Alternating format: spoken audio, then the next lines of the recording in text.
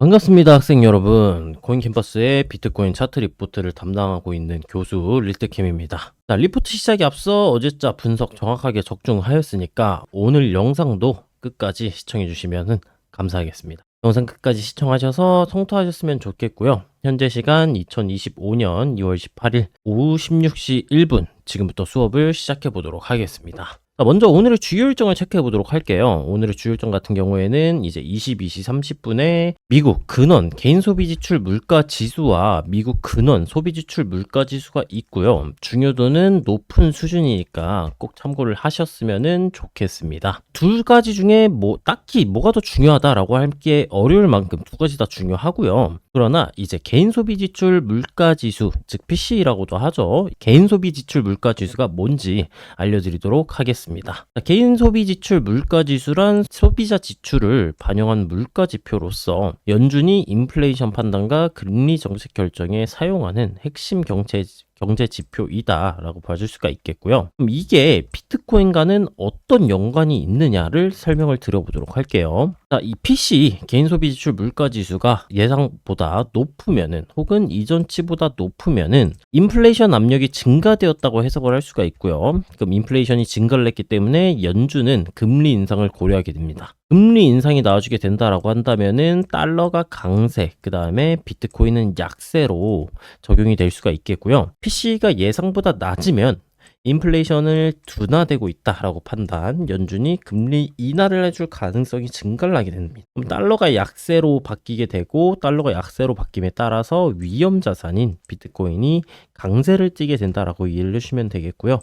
자, 무조건적으로 위에 두 가지 사항대로는 진행되지 않을 수가 있겠고 인플레이션 수치가 어떻게 또 바뀌게 되느냐, 여러 가지 변수가 있겠죠. 혹은 다른 경제 이슈들이 있으면은 달라질 수도 있다는 점 참고를 해주시면 되겠습니다. 오늘의 주요 일정 체크는 여기까지 마무리해 보도록 하고 이제 현재 비트코인의 차트 상황은 어떤가 간략하게 먼저 빠르게 살펴보도록 해보겠습니다. 먼저 작도 관점입니다. 어제 말씀드렸던 대로 85.2K 매물대 상단 돌파를 실패하게 된다고 한다면은 추가 조정 가능성에 대해서 설명을 드렸었고요.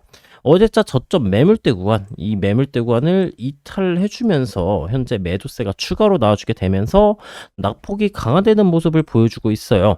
자, 그 말은 즉슨 추가적인 매도세가 나와줄 가능성이 높다라고 볼 수가 있겠고요. 다음으로는 이제 일봉 이평선 상태를 살펴보도록 하겠습니다.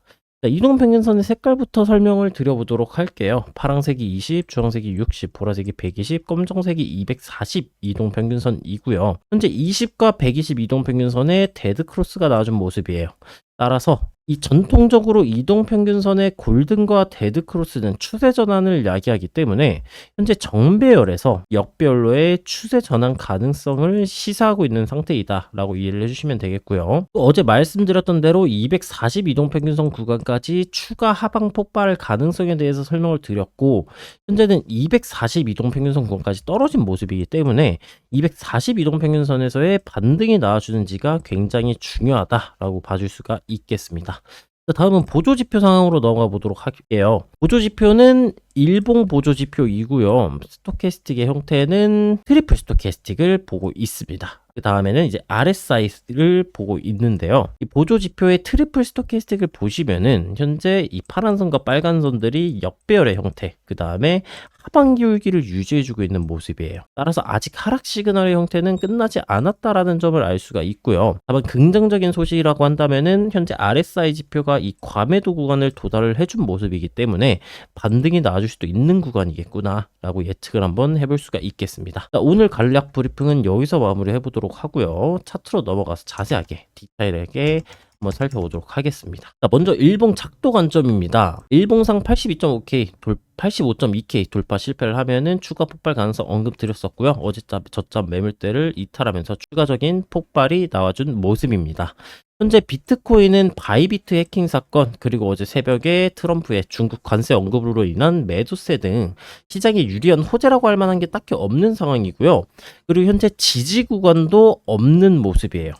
이 말은 즉슨 어떤 얘기이냐, 즉 언제든지 추가적인 매도세가 나와줄 수 있는 구간이라는 거고요. 반등이 나와주더라도 언제든지 이제 물려있던 사람들이 반등 나오네? 여기서라도 팔아야겠다. 하면서 매도세가 터져 나올 수 있는 이제 심리적으로 굉장히 불안한 시장 상황이라는 점을 여러분들이 알고 계셔야 됩니다. 자, 그럼 다음 예상 받는 구간이 어디냐? 이전 고점 구간 매물대였던 이쪽 구간, 이 보라색 네모, 이쪽 구간의 가격대가 71.7K 구간에서 73.8K 정도 구간이고요. 이 매물대 구간을 터치해 주기까지 이 구간까지도 가격 하락이 나와줄 수도 있다는 점을 참고해 주시면 되겠습니다. 자, 약간의 호재라고 한다면은 이 비트코인의 CME 갭이란 게 있어요. 이 갭이 뭐냐? 이 미국의 시카고 상업거래소를 CME라고 부르는데 이 CME는 세계 최대 규모의 선물 거래소입니다. 얘네는 주말에 휴장을 해요. 주말에 휴장을 하는데 근데 비트코인은 24시간 365일 내내 장이 돌아가죠. 그럼 얘네가 쉬는 동안에 즉 주말에 가격 변동이 있으면은 일반적인 비트코인의 차트와 이 CME 차트 간에 갭이 발생을 합니다. 이 갭을 차트를 보면서 한번 설명을 드려보도록 할게요. 이게 비트코인 일봉 CME 차트이고요. 자, 여기 차트를 보시게 되면은 이 갭이 있죠. 이쪽 구간에 이 캔들이 비어 있는 구간, 이걸 갭이라고 하는데 이 갭이 발생을 하면은 메꿔주로 오고요. 또 이 갭이 발생을 했기 때문에 메꿔주로 옵니다. 이 발생한 갭을 여기서 또 메꿔줬죠. 그리고 이 갭이 또 언제 발생을 했었냐? 이 구간 2024년 11월경 11월 정확하게는 11월 9일 10일에 갭이 발생을 했었네요. 근데 이 갭이 발생을 하면은 100%로 메꿔주진 않아요. 근데 보통 높은 확률로 메꿔주러 온다. 근데 이 발생한 갭을 지금 메꿔주러 왔어요. 그 말은 적어도 여기에서 반등이 나와줬을 때 올라갔을 때 다시 내려오진 않을 거다. 해석을 한번 해볼 수가 있겠고요. 그 다음에 이전 주말을 보면은 여기도 갭이 발생을 했어요. 이 갭 구간 발생 가격대가 92.5K에서 94K 정도 구간인데 만약에 여기에서 반등이 나와주게 된다라면은 이 상단 갭이 발생한 구간까지도 반등이 나와줄 가능성이 높겠구나. 혹은 지금 구간을 이탈하고 반등이 나와주더라도 언젠가는 이 갭을 메꿔주러 올라갈 거야. 라는 이런 좀 낙관적인 생각을 가져볼 수가 있겠다는 점을 한번 체크를 해볼 수가 있겠고, 다시 일봉 차트로 넘어가서 살펴보도록 할게요. 매수 관점으로 접근하려면은 이전에 말씀드렸던 여러 가지 근거로 인해서 적어도 이 하단 매물대 구간까지 터치를 해주고요. 터치를 해준 다음에 상승 반전형 패턴이라든가 아니면은 상승 반전형 캔들 패턴이 마감이 되었을 때 혹은 나와주었을 때 매수 관점을 고려를 해볼 수가 있겠다 라고 생각을 해볼 수가 있겠고요. 혹은 이쪽 구간 혹은 지금 구간에서 반등이 나와주게 된다라고 한다면은 상단 구간에 존재를 하고 있는 매물대라든가 아니면은 내려오는 뭐 하락 추세선 아니면 하락으로 내려오는 이평선 등 여러 가지 저항 구간들을 돌파하기 전까지는 매수 관점은 지향하시는 게 좋겠다. 물론 단타 관점은 제외이지만 사실 단타도 안 치시는 게 좋아요. 지금 하방압이 워낙 강하기 때문에. 작도 관점은 여기까지 살펴보도록 하고요. 이동평균선으로 넘어가 보도록 하겠습니다. 이평선의 색깔도 다시 한번 설명을 드려보도록 할게요. 파란색이 20, 주황색이 60, 보라색이 120, 검정색이 240 이동평균선이고요. 차트를 보면은 제가 어제 말씀드린 하방 시나리오대로 그대로 움직여준 모습이에요. 이평선이 응축함에 따라 추후에 무조건적인 폭발이 나와줄 것이다 라고 얘기를 했었고요. 폭발이 나와준 상황이라고 볼 수도 있었으나 이동평균선의 이격도가 벌어진 상태가 아니기 때문에 추가 폭발 가능성에 대해서도 설명을 드렸었습니다. 그리고 지금은 240 이동평균선까지 떨어져 준 모습이기 때문에 현재 구간에서 반등이 나와줄 수도 있어요. 근데 이 반등이 단기 반등일지 아니면은 이 단기 반등 이후 이탈을 해줄지, 즉 방향성을 보조지표를 통해 예측을 해볼 수가 있고요. 현재 이동평균선에서 중요한 관점은 이 240 이동평균선을 버텨주느냐 아니면 이탈하는지가 전부 달아서 여기까지만 짧게 살펴보고 보조지표로 한번 넘어가 보도록 하겠습니다. 자, 현재 보조지표 상태를 보시게 되면은 보조지표는 먼저 트리플 스토캐스틱이란 보조지표이고요.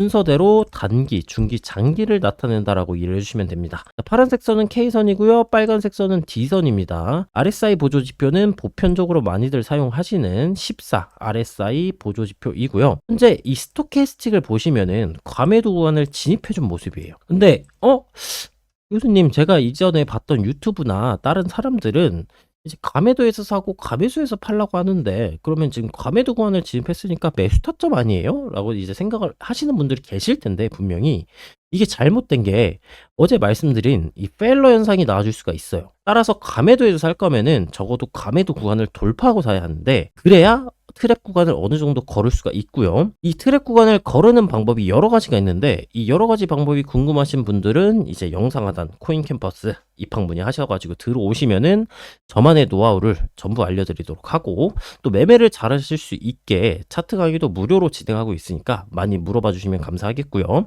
자, 다시 본론으로 돌아가서 페일러 현상이 뭔지 모르시는 분들을 위해 간략하게 설명을 드리자고 한다면은 이제 과매도나 과매수 구간에서 이탈하지 않고 이 과매도나 과매수 구간에서 계속해서 머무르는 현상을 페일러라고 하고요.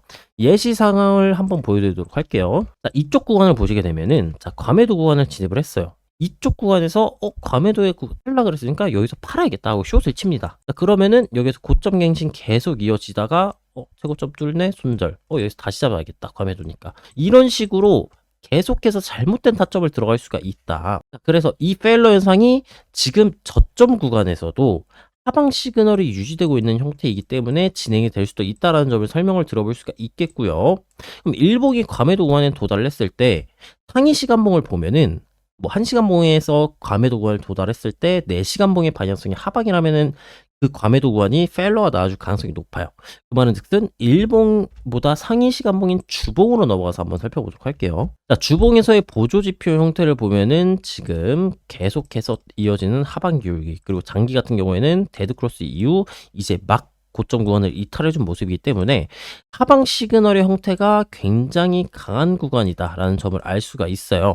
그럼 다시 일봉으로 넘어가서 보게 된다면은 지금 현재 이 242동 평균선을 하방 시그널의 형태가 이어지고 있기 때문에 242동 평균선을 이탈할 가능성이 높다라는 점을 알 수가 있겠고요.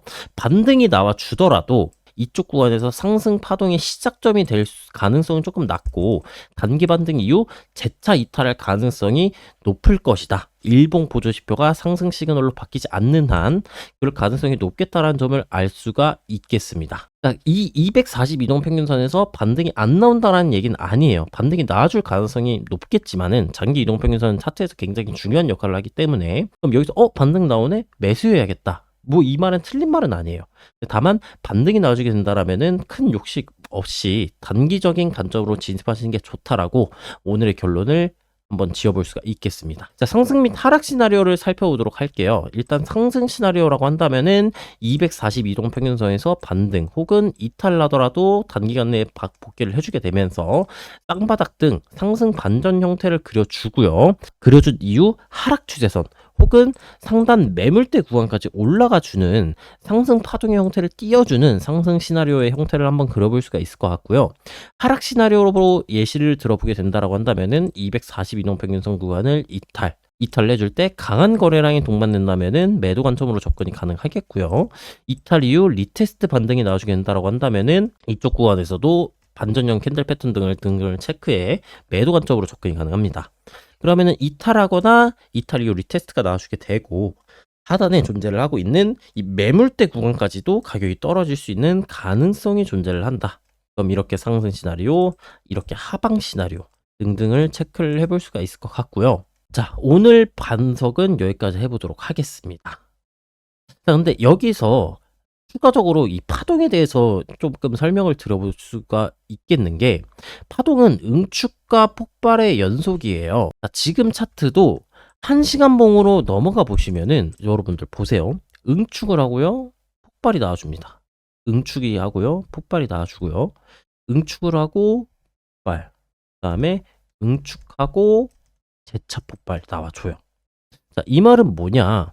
현재 구간에서 반등이 나와주더라도 재차 폭발 가능성이 열려있다는 얘기예요. 따라서 매수 관점은 최대한 지양을 하셔라 라고 말씀드린 거고요.